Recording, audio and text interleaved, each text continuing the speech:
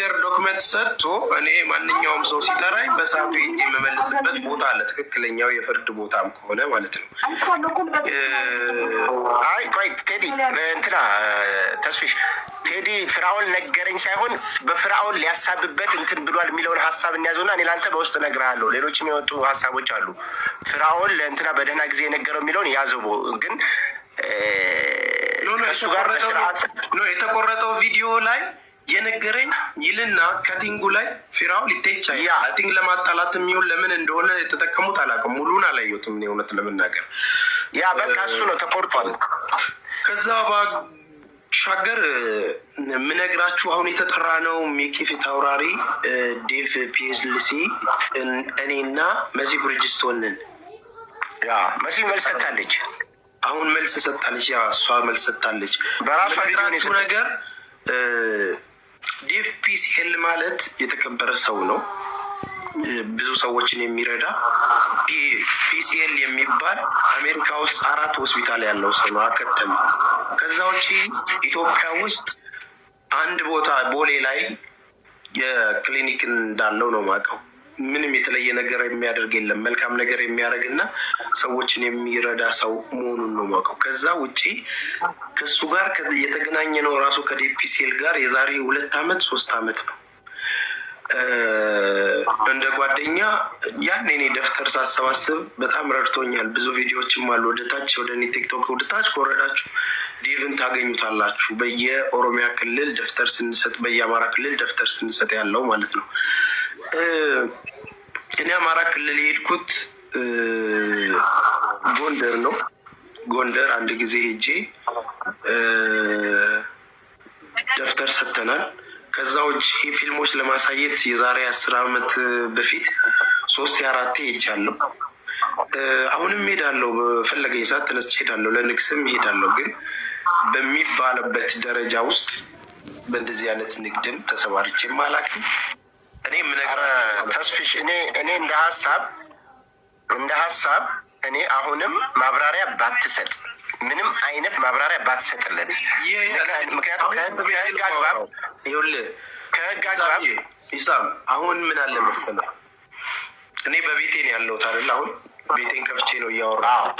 ሰንበዲ የሆነ ወሬ ተናግሮ የሆኑ ሰዎች አክሴፕት አድርገውት እኮ ኮመንት ይሰጣሉ አይደል? ይሄ እንትን ምናምን ያው ማጨብጨብ የሚወዱ ከዚህም ከዛም የሚሆን አንዳንድ ጊዜ ሳትናገር ስትቀር በሁኔታ የተስማማ ይመስላችኋል። እኔ ማስረዳው የኔ ተከታይ ሆኖ ለቤቴ ለሚመጣው ሰው ነው። ተግባባል። መልስ ምሰጠው ደግሞ ምንም ስለማልፈራ ነው። እኔ ምንም እውነት ላይ ስለሆነ ነው። ምንም የተለየ ነገር ስለሌለው ነው። በዚህ ንግድ መጠየቅ ያለብን ነገር አለ አይደለ? ለምሳሌ ኦፓል የንግድ አይነት ነው አይደለ? የማዕድን ነገር ነው መሰለኝ። ማዕድን ንግድ ነው። የማዕድን ንግድ ነው አይደል? የማዕድን ንግድ በኢትዮጵያ ሲከናወን ላይሰንስ አለው አይደል? አትሊስት ህገወጥ ማዕድን ነጋዴ ለመሆን እንኳን እኮ ላይሰንሱን ይዘህ ነው በዛ ውስጥም ተሳትፈ በህገወጥ በሌላ መንገድ አደረግክ የሚባለው። እኔ የመጣሁት ገና እዚህ አንድ አመት ነው ኢትዮጵያ ውስጥ። ከዴቭ ጋር ከተገናኘው እንግዲህ 3 ዓመት አልፎናል እያልኳችሁ ነው። በዚህ ንግድ ውስጥ ቢሆን እኔ ማስታወቂያ እሰራለሁ፣ የሆነ ቢዝነስ ሰራ ከሆነ ሰው ጋር እተዋወቃለሁ ምናምን፣ የተለየ ነገር አይደለም። አየር መንገዱ ላይ ሰዎች ያላቸው ያሳልፋሉ። ኦኬ፣ አየር መንገዱ ላይ ሰዎች ኦፓል የሚያልፍበት ነገር በየትኛው መንገድ ነው? አየር መንገድ ላይ ወደ ዱባይ ሲላካል እንዴ?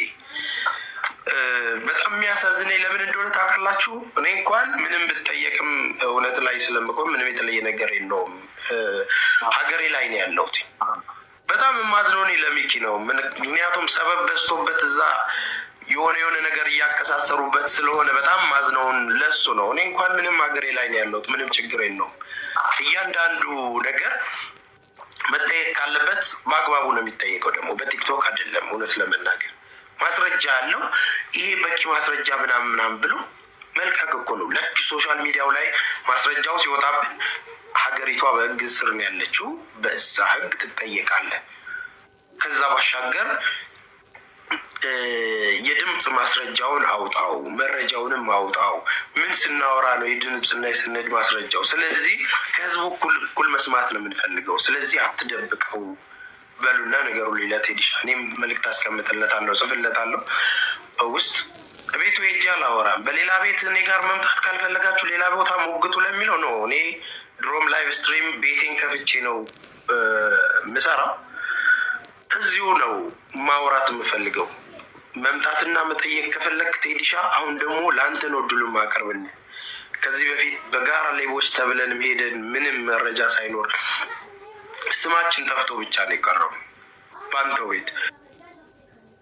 አሁን እድል ምሰጥ ደግሞ ለአንተ ነው። ናና ደግሞ እንደ ወንድምህ ያኔ አክብሬ አንተ ቤት መጥቼ እንዳወራው አሁን ደግሞ ማስረጃ ይዘህ መጥተህ እኔ ጋር ጠይቀኝ።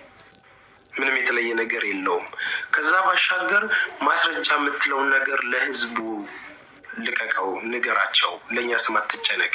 ማስረጃ ላይ ተከላክለው ሳይሆን ይሄው ማስረጃ ብለህ ለህዝቡ ልቀቅላቸውና ህዝቡ የሚያመዛዝን ሌባም ከሆንን ነጋዴም ከሆንን አጭበርባሪም ከሆንን መጠየቅም ካለብን በዛ መልኩ እንጠየቃለን። እንደምናመሽ ተስፍሽ አለውኝ እግዚአብሔር እንላለን። መሬት ወርደን እናጣራለን። አንተ ሌባ መዶሻ ሪከርደርሽ አጣሩ መሬት ወርዳችሁና